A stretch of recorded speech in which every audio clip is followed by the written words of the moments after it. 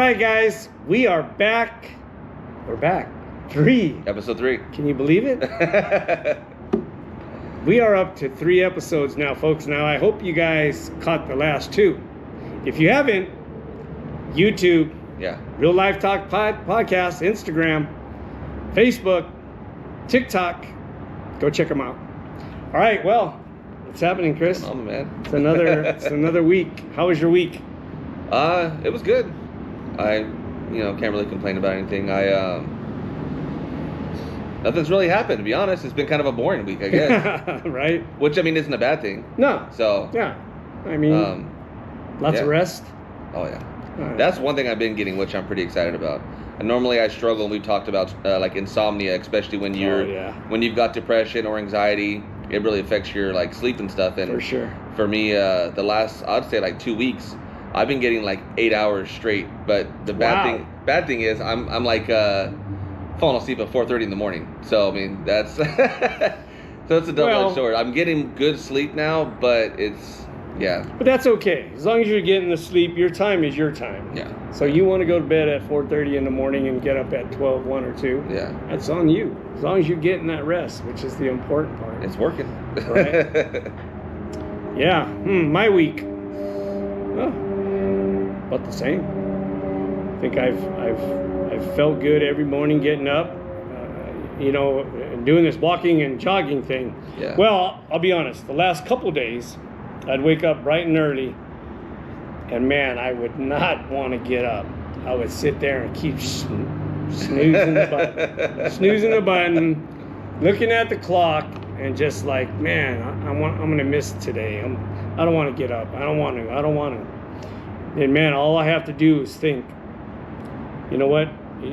When you get up and you walk and you jog, that's what makes you feel good. Yeah. So I'll remind myself. Those are one of my tools. Gotta get the blood pumping. Yeah. Get that sun in your face. So I'll remind myself, hey, listen, just get up. You have a good time when you walk, so get up. Yeah. Stop being lazy and go walk. And then every time I do, I'll start walking and I'll feel like $1 million. So yeah. Plus, thinking about doing the podcast keeps me pretty busy too, because it makes me excited. Well, what can we talk about? Oh, that's for sure. That's for sure. Well, it's interesting because, every day I wake up or when I go for my walks, that's all I think about. It's new ideas that come to you and stuff. But I think the best part is our conversations are natural. Yeah. They just kind of flow, which is cool. Yeah. But I think today we're going to talk about alcohol. Yeah. Shall we? Yeah. Alcohol or what else were we talking about? We can talk about kind of what we talked about on our dailies too, like routines. And a big thing too, which you mentioned, is getting small victories out. Because for sure. Sometimes those jobs that might not seem big to others, whether it's working on your car or fixing something in the house, to somebody could seem like a huge job, and it makes it really hard for them to get out of bed. But if you focus on small stuff, just getting out of bed is a small victory. Well, yeah. Brushing your teeth, getting ready, that's all victories back to back. Yeah. Well, I used that on one of my dailies, I think the other day or even this morning. You're right. You're 100% right, man. The small things. Because I know when you're going through what we go through, it's hard to get motivated to do something, right? And then if you wake up in the morning, you're like, oh, I got to go to the gym. I got to get up and walk. And oh my gosh, this is so much. The small things, like you said, just getting out of bed, brushing your teeth, stepping outside for a second to get some sun. Yeah. Those are small things, man. Yeah. But I believe those small things will lead right into the big things. It's like a snowball routine, effect. Like you said. Yeah. Routine is very important, and as much as we talk about you got to get up and do things and all of that, routine helps you to get up and do things. Yeah. For some people that got a regular 9-to-5 job, it's really easy because you kind of got a routine already going. Bingo. But people he has his own business. I'm disabled, so I can't work. So for me, I have to set some sort of routine for me, because if I don't set a routine, then I am screwed. No, that's Katie likes to call my bed the lonely island. If I sit there too long, it kind of turns into my own little island. So that's funny. You had said that. You had said that to me the other day, and I was like, lonely island. So now I get it. You're kind of cut off Yeah. from civilization, and like you don't Yeah. talk to nobody. Yeah. Someone calls, you automatically silence it, or you just Yeah, turn your, for like sure. you don't want to talk. So Katie has her own little. But for me, I need to get out of bed. I need to, and a lot of my friends know that too. So like when I talk to you, it helps me out, and or I have other friends that'll pull me out of the house. Vice versa. You need to come out and get something to eat. You need to Yeah. come out and do this. Let's go do this. Let's go do Yeah. that. And just those gestures help people too, because I mean, yeah, it's hard sometimes. No, man. no, I get it. No, you said it. I mean, routine. The last couple of days I was talking about a plan. You need to put together a plan. We need a plan to heal. But I think with that plan, or before that plan, you need to get yourself into a routine, like you said, man. And like if you don't work or you're not doing anything right now, you set your clock at 7:30, 7 o'clock in the morning, and you just get up every time the alarm rings. That's Exactly. routine. Yep, exactly. So now your body and your mind knows that you got to get up. Yeah. And then with the plan behind that, like I'm going to go jog, I'm going to go to the gym, I'm going to go play pickleball. Even walk in your backyard. Take a Walk in your get a backyard. path and just walking, Yeah, for simple sure. stuff. In fact, before you got here, a lady drove up in here and did like 5 laps around this little circle right here. And I bet you that did her real good. Oh, yeah. So yeah, I mean, It's a free gym. it's a free gym. Yeah. Free's good. But yeah, I think very important, man. Routine, plan. It's just, and again, that just keeps your mind busy. Yeah. And you look forward to doing something. Yeah. I think that's important in life. If you have something to look forward to, that's going to be it's going to make it a lot easier to get up and do the things you have to help occupy the mind. And you feel like you accomplished something. And when Yes. you accomplish Oh, something, there you go. always That's another- feel great. yeah. Whenever For you sure. accomplish any task, you're like, oh man, I did that. Yeah. That was good. No, that's awesome. So yeah, routine, plan. Put them together. Put a little plan together. And again, small things, like this man said, small things. Don't go try to join the gym for $39.95 a month and you don't go. Walk around the backyard. Do what's free. Yeah. Clean the backyard. I don't know. What else can you do You when can you even get go up in the to a morning? sports place like Big Five and get some small free weights or something. Like There you that's go. not too expensive. Like just a lot of things. Walking is a big thing for me because I can't run and do a lot of exercise. Yeah, for so sure. walking's No. a big thing. I mean, there's some things some people can do, and there's some people can't. Yeah. You find what you can, and you go do it. What works? What works, man, And what you like doing. yeah. And I've done that with my life. I have a routine. I get up, I walk. I keep myself busy, and keep people like this around me, like we talked about last episode. Yeah. Very important on the people you keep around you. Definitely. So yeah. So that's routine, folks. Yes. Go find your routine. Put that plan together. Trust me, it helps and it works. Yeah. For sure. But we can say some routines are bad. Like well, good transition here, drinking. If you're having an issue and you're having depression issues and that kind of stuff, and you're kind of covering up with drinking, it's bad routine. bad routine. Bad routine, man. Let me tell you. And we've both been through it. So let's talk a little bit about alcohol and all that. Now, keep in mind, folks, some of you guys can drink occasionally And be perfectly fine. and be perfectly Yeah. fine, and that's all good. I'm happy for you guys. We are talking about the people that can't and use alcohol and drugs to cover up how they're feeling or all of that stuff. I'll tell you, for me, I mean, I've done drugs and drank alcohol, I think most of my life. Yeah, in fact, because I think I started right around 14. Yeah. Holy shit. Yeah, that's most of my life. And I think, a lot of that was just to cover up how I was feeling. And, back then, we thought it worked. You thought it was okay. In your mind, you thought it was the best thing that was happening. Yeah. Like, same thing for me. I started, my first thing I started, I think, was probably smoking weed. That's kind of where it started for me. And I was young. My friend at the time, his brother sold it. And I think I was 12 years old, which is way too young. And I got my heart problem at 14. And then that's when the transition went to hard alcohol. And we would, you raid your friends' parents' liquor cabinets, your parents' liquor cabinets.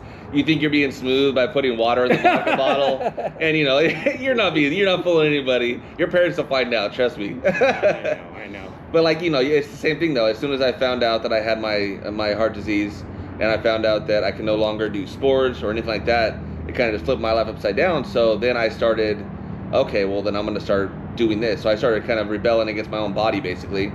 And I was upset and started doing whatever I could. Basically, I think it was almost, for me, I think it was like self-sabotage, like hurt myself. That's kind of why. It made me feel good, but at the same time, I'm kind of like, screw my body. I don't even care. Like, wow. That's kind of where it started for me. Yeah. I mean, again, alcohol and drugs, it takes you to another. It does, yeah. So we all think that if we're struggling with mental health or anything like that, we think to cover that up or to help alcohol and drugs. Yeah. Makes you feel good in the moment, but that moment doesn't last forever. Yeah. And then you want the moment again and again and again. Yeah. And then next thing you realize, you're starting in the morning and going all the way till night, and starting in the morning and going all the way till night. And then it needs to be stronger and stronger because now your body has just become immune to it. All in all, just bad. I mean, from my personal experience, and most of the time I drank alcohol, man, all of the time it got me in trouble. Oh yeah. So it's drink to feel better, drink too much to get in trouble. Yeah. Just a bad, all around bad. Yeah. Now I've been sober 2.5 years now, and in the beginning it was tough, and I'll tell you it's tough even now. Yeah. Because I miss it. Now, hold on. Do I miss it, or do I feel left out when people around me are drinking? That's a good point. I don't know. Because when I'm around people that are drinking, as soon as we separate and I go on my merry way, I'm okay. Yeah. I'm like, you know what? I'm glad I didn't pick that drink up. But during the time we're hanging out or whatever the case is, it's tough. Just one won't hurt. And you're one leads to another one, and then well, and I'll tell you, what I think about all the time is if I'm 2.5 years sober and I pick up that glass and I drink it, oh my gosh, it's gonna hit you. It's gonna hit me one thing. But then I'm gonna the next day I'm gonna go, damn, I fucked up my 2.5 years. Yeah. All for what? Yep. And overall, being sober has changed my life tremendously. It gives you clarity. Yeah. I could wake up without hangovers or clouded mind or whatever the case is. Now when you wake up and you feel bad, it's not the alcohol. You're just getting old. It's something's up with your body. You can diagnose yourself better. Yeah. Well, you when you get older, you'll know the difference. But yeah, I mean, has alcohol ever helped you, other than make you feel good? No, I wouldn't say helped. No, because even so there's times when my heart will race, and I can remember back to when I was younger, my early 20s. We'd go out to parties and stuff, and I remember a specific time where I thought alcohol helped me, to where my heart starts racing and it gets up to like 180, 200, 220. Damn. At this point in time, I think it was bouncing around from like 200 to like 150, and it kept going back and forth. And so in my mind back then, I thought, if I have a beer, it'll calm me down. And it did calm me down, but I don't think it was because of the alcohol. I think it's because I mentally, in my mind, was like, this is going to calm me down, almost like the placebo effect kind of thing. Exactly. But I used You convinced yourself it But did. Since I convinced myself of that, I thought it worked all the time. So whenever I started getting anxiety or anything else, I'd reach for beer automatically. So in the morning time, if I felt anxious, I'd reach for beer. Yes. Like it was always, I always found an excuse to grab one. But in my mind, though, it made sense to me because I thought it helped my anxiety. When in reality, if you drink too much beer and you're coming off of beer or alcohol in general, it gives you really bad anxiety. Yes. So I was just trying to cover up. So I was on like vicious circle. I was like binge drinking. I would fall asleep. I'd go to sleep with alcohol, wake up with alcohol, and like it was bad for a long time. But I never had any benefits from it, so I can't say. I don't think there is. No, unless you're one of those people where you talk about I'll have a glass of red wine because it's good for you in this way. Okay, fine. It's good for your body in that way to maybe have a glass of red wine for dinner or something. That I can. Okay, or it goes well with steak. Yeah, that kind of stuff I can understand, but not the way that we were probably drinking. That's not healthy. That's not beneficial at all. It messes your body up in multiple different ways. So. Well, I got to the point where, let's just say before the club or before we go out, I would drink so much. Pre-game. Yeah. Just to catch that buzz. So I think when I get into the club, I'm feeling good. Yeah. Everything's cool. Yeah. But now that I look at it, it never worked out that way because I'd be so fucked up. By the time I get in the club, I'm either going to be sitting in the corner. Yeah. But then that's kind of goes back to a routine thing too. When you're in that moment and we're drinking everything else, you think in your mind, well, I'm going to a club, so I have to get drunk. There's no ifs, ands, or buts about it. No, for sure. So you would pregame, and my pregaming was, this is how I knew that I was bad and what I was drinking, because I was drinking Still Reserves, and that's one of the most disgusting beers you can drink. It tastes like metal. It's gross, but it was like the top ramen of alcohol. So you top ramen. Yeah, 100%. 99 cents for a tall can. It was like 11% alcohol or something like that, but. You had it in your mind that you had to do this. You can't just go to the club and be sober and have fun. You had to be drunk, or you had to be or have a really good buzz going on, or whatever else. But you don't need that. But we just did it for so long, it became a routine. That was a bad routine that we were in. Well, now that we're talking about alcohol, I do live events. Right? I do car shows and all of that. And back in the day, every single time I would set up for an event or it was a car show, whatever the deal, I would have to pound beers or hard just because I thought, it's a party atmosphere. It's gonna loosen me up a little bit. Loosen me up. I'll be able to talk to the customers and all of that. Oh my gosh. I mean, I did it for so long thinking that it was helping, but it never did. Because then I'm slurring, and the fucking customers, they know. Yeah. Your fucking bloodshot eyes, you're fucking drooling. Yeah. And on top of that, like for me, same thing as you. Like I would go to car shows, or even me, like at the beginning, throwing the small little car shows we would do way back in the day. Yes. We would do stuff with Pep Boys, and we would drink or pregame before then. And I would meet all these people, and I would see them the next time. They're like, "Oh, hey, Chris, what's up?" Or "Hey, Shocker, what's up?" I have no idea who they are.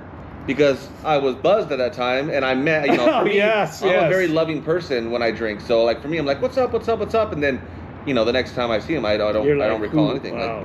Wow.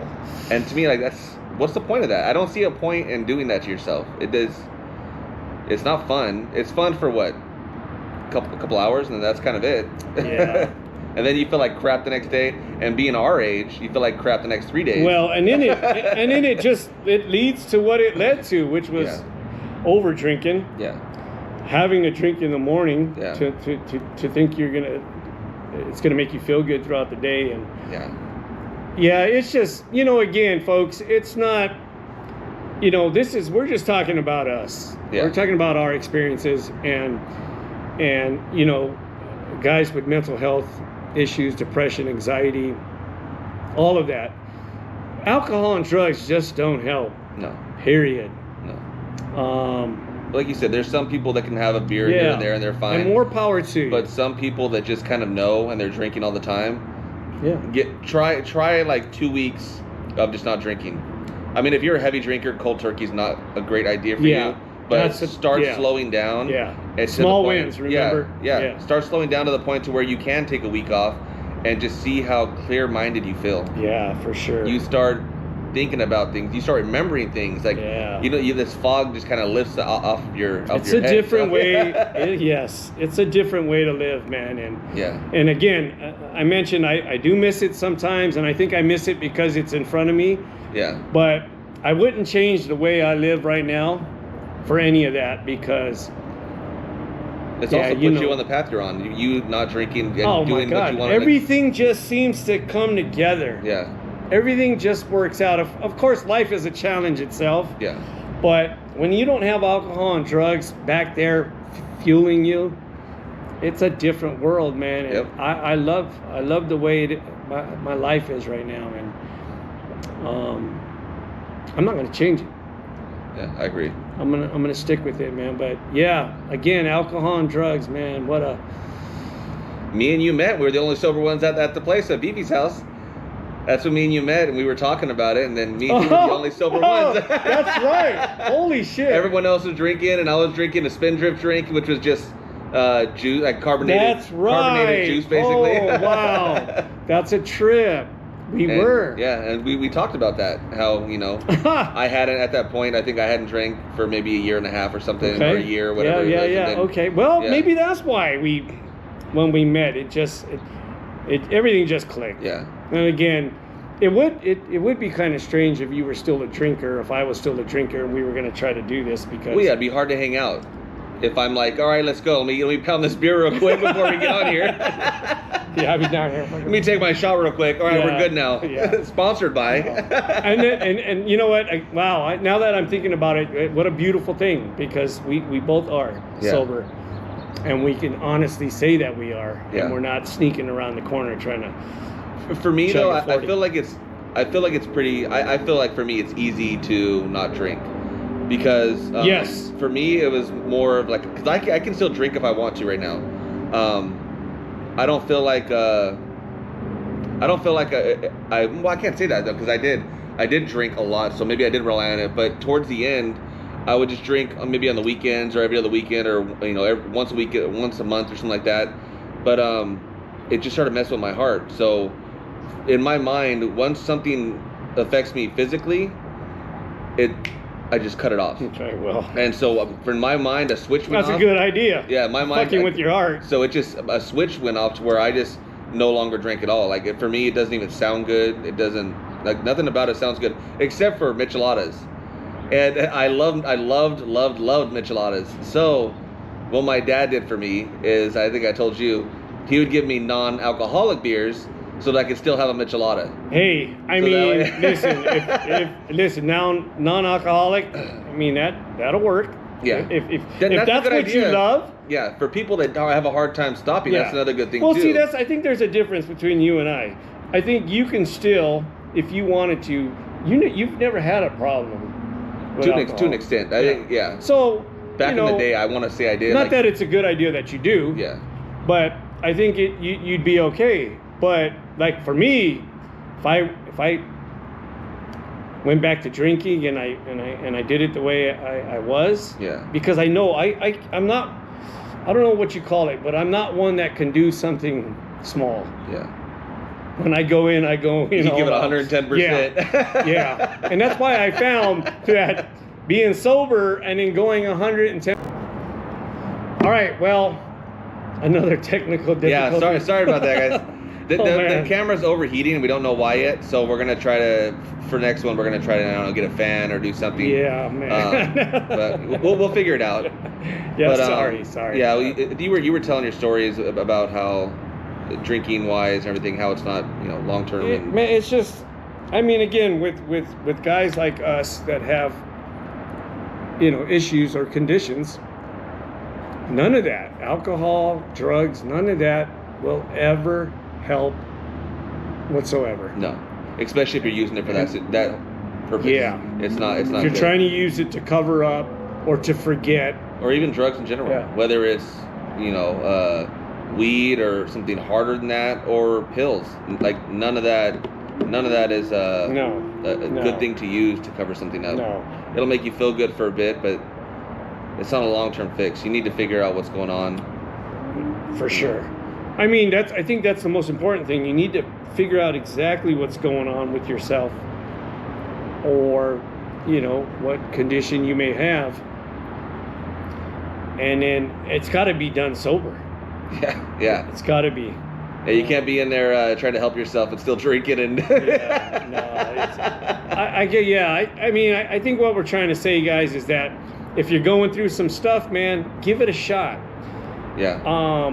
If you are drinking or you're doing drugs or you're smoking weed, even weed. Now, weeds are going to be another topic because we could talk about weed all day. Yeah. But, you know, some people say weed helps, some say it doesn't. So that's another issue. Yeah. But I think the bottom line is try stopping. Try going sober for a minute. And again, we're speaking out to the people that have, you know, problems, issues, Yeah. conditions. From our own experience, alcohol and drugs don't work, man. No. Put it to the side. Yeah, it doesn't fill that hole that's Yeah. affecting you for sure. And I think maybe make that a challenge first before you even try to fix everything else. Yeah. Fix the alcohol. Yeah. Fix the drugs. Yeah. Work on that for a while, and then, you know, of course, you're going to be able to think and hear and wake up with a clear mind. It's going to be a struggle, but if you put your mind to it and really, you know, you really We did are it. ready to do it, yeah. So it's possible. Yeah. I mean, if we can do it, then, you know. Yeah. Because, you know, for me, I was a drinker, a partier.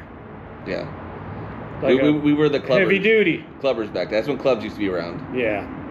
Some of you guys don't know nothing about a club these days. Well, for you young folks, but yeah, I think, yeah, great subject, man. Yeah. Alcohol, because It's an again, important subject. it is very important.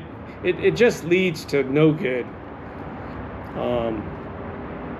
So yeah, try it out, man. Try to go sober, and then if you're gonna go try to go sober, stay in touch with us. Let us know how you're doing. Yeah, definitely. I was just going to say that. You know, Yeah. we'll count your days with you. Yeah, 100%. Every day is going to be a challenge. Every day is a different day, but waking up sober, man, and as time goes by, it gets, I believe it gets a little bit easier. It does.